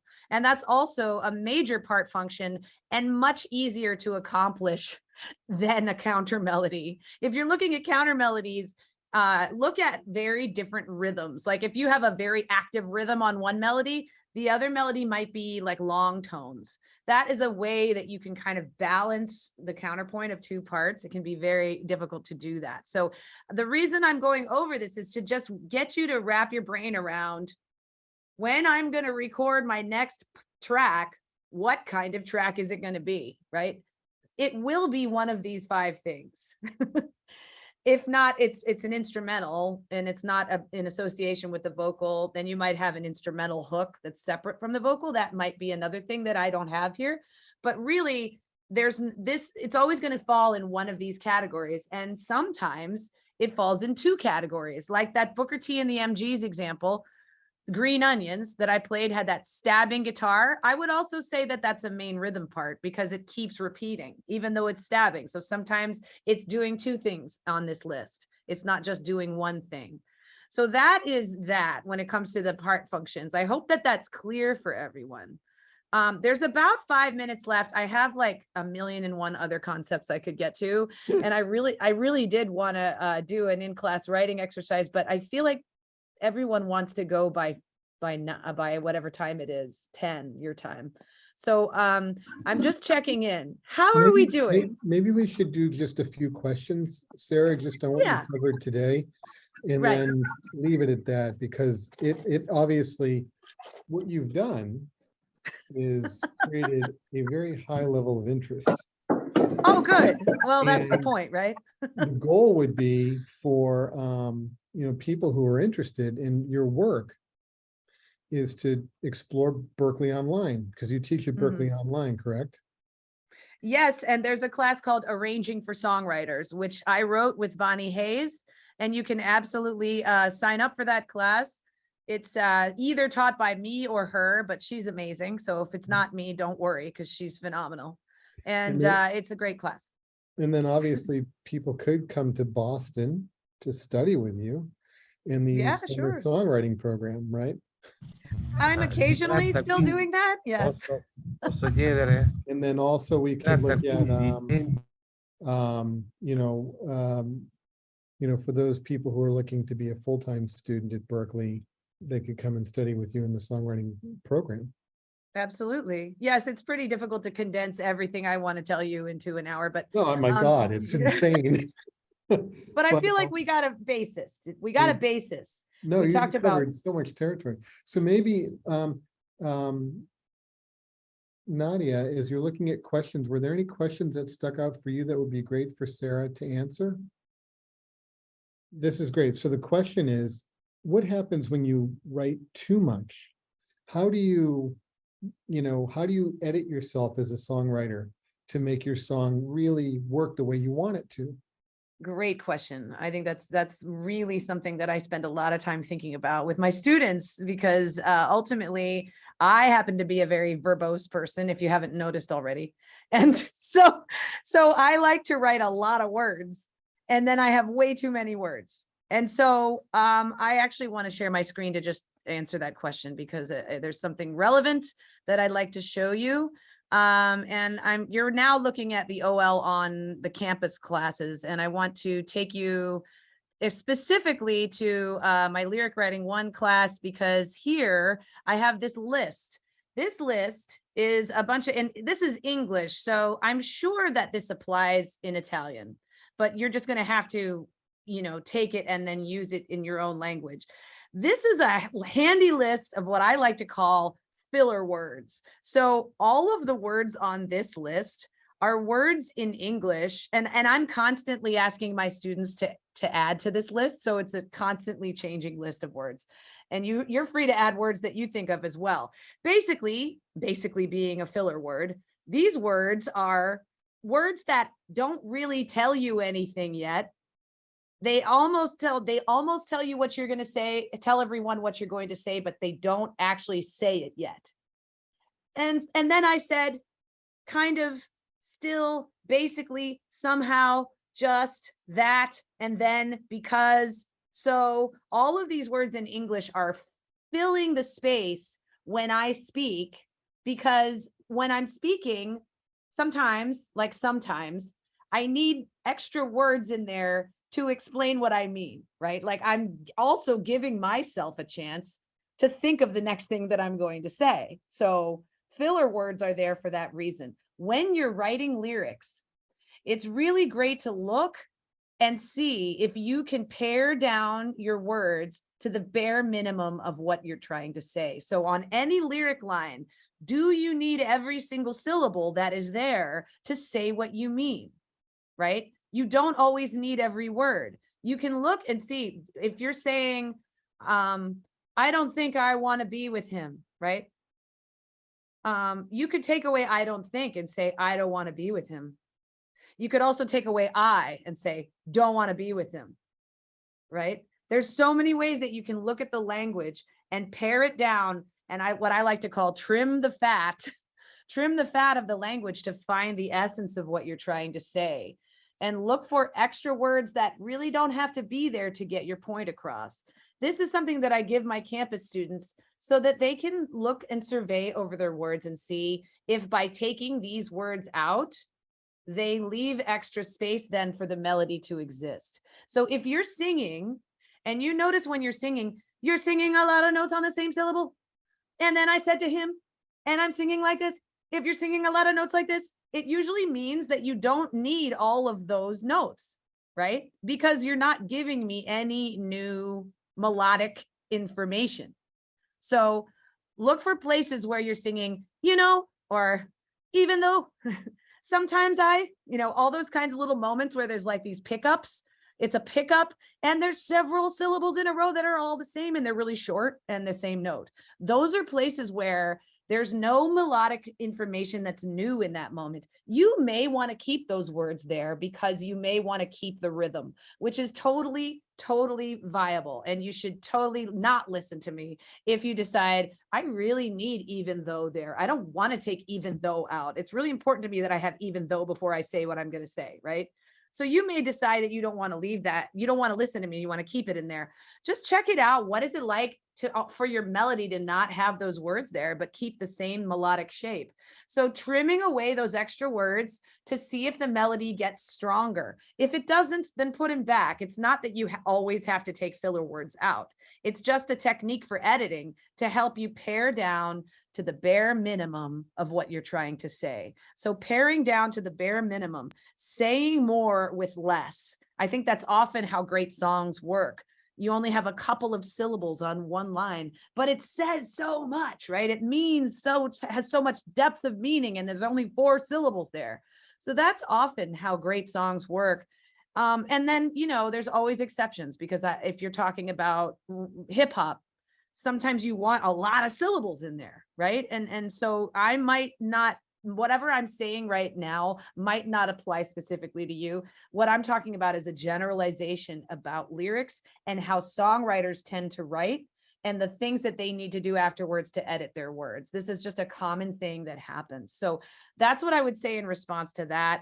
That's very much in a lyric direction, but I think often by paring the words down, you change the melodic shape, give it more breathing space, and then it affects the music. It does affect the music. So starting from the word place can really help. If you have a third verse and a bridge, you might not need both. That's another thing, one or the other often, because you've got verse, chorus, verse again, and then chorus, and then bridge, chorus. That's a long form, right? So looking at your form too and saying, do I need, usually songs have 2 verses and 2 choruses. Excuse me, 3 choruses, 2 verses and 3 choruses. That's often how songs work. And then there might be a transitional bridge or pre-chorus before the chorus. And there might be another kind of bridge between the last 2 choruses, a primary bridge. There might be a rap, there might be a breakdown, there might be a chorus extension. There's all kinds of ways that people don't use bridges, but you do not need to have 3, 4, 5 verses necessarily, unless they're super short. If your verses are 4 measures long, then you need 2 of them back to back, right? Because that most of the time verses are 8 measures or 16 measures long, most of the time. If they're longer or shorter than that, it can feel a little bit like too much, right? So another thing to look at, how many measures are you using in each section, right? That's another thing to look at. Anyway, I could go on and on. Well, this is awesome. And I guess, how much time do you spend analyzing songs and sort of like making little maps of how the song is constructed? Do you transcribe songs and do that to help you kind of see what other artists are doing? I do that in so many ways. I mean, we do form diagrams in class. We analyze lyrics in terms of their rhyme scheme. Oh, So, we're looking at lines, number of lines. We're looking at length of lyric lines. We're looking at rhythm of lyrics. We're looking at rhyme. We're looking at form, we're looking at phrasing. There's so many different ways that you can sort of pinpoint aspects of songs and what they're doing. I didn't even go into the harmonic stuff. I just was talking about lyrics. So, it depends. I've analyzed in so many different ways. One of the ways that I analyzed was literally when I was younger, I had a gig where I had to learn a lot of other people's music and play it and sing it solo at a bar where people would request songs. They'd be like, can you play this Beatles tune, or can you play this Frank Sinatra tune? And I'd have to read it or remember it. So simply by learning other people's music, I really got inside the writing of different songwriters too. And I think for songwriters, the last thing that I can tell you, unless you want me to answer another question, the last thing I can say is please learn other people's music. Right. It's really important that you cover other people's songs so that you can get inside their style of lyric rhythm, their writing style, their harmonic movements, their phrasing, all that stuff, because by doing that, you're adding to your arsenal of ideas that you can use for your own writing. It's not going to take you on a different path that's wrong. It's about research. And you don't just do that with one song, do that with a lot of different songs, so that then you pull all of those ideas into your own signature sound. And that's what I would say is very important for songwriters, because all we want to do is write all the time, right? But we forget actually learning someone else's song is helping us to do that. That's a great note to end on for this session. It's really, I think that's, the big takeaway is it's just a process, and have fun with the process. And ladies and gentlemen, big round of applause for our professor of songwriting, Sarah Brindell. It's been amazing. Thank you for bringing all of this information to the Tour Music Fest audience this year. Thank And you. You're hopefully welcome. we'll get you to Italy maybe next year when we can join the camps again in person. Please. And, a big thanks to Nadia and the team at Tour Music Fest for making this possible. Tour Music Fest is an incredible organization supporting aspiring musicians, and that's why Berklee's here. We want to be part of this with you. And we have 3 more sessions coming up. Tomorrow we have Michael Sean Harris, who's from our voice department, and he's going to be covering vocal technique and how to prepare a song. So if you think of everything that Sarah has shared today, Michael's going to build on it from the performance aspect. But Sarah, thank you for everything. Have a wonderful evening, everybody. Thank you. Write great Take care, music. everybody. Bye. Thank you. Okay, Take bye. care. Thank you too. Bye. Bye. Ciao, ciao, ciao, ciao, ciao. Bye bye.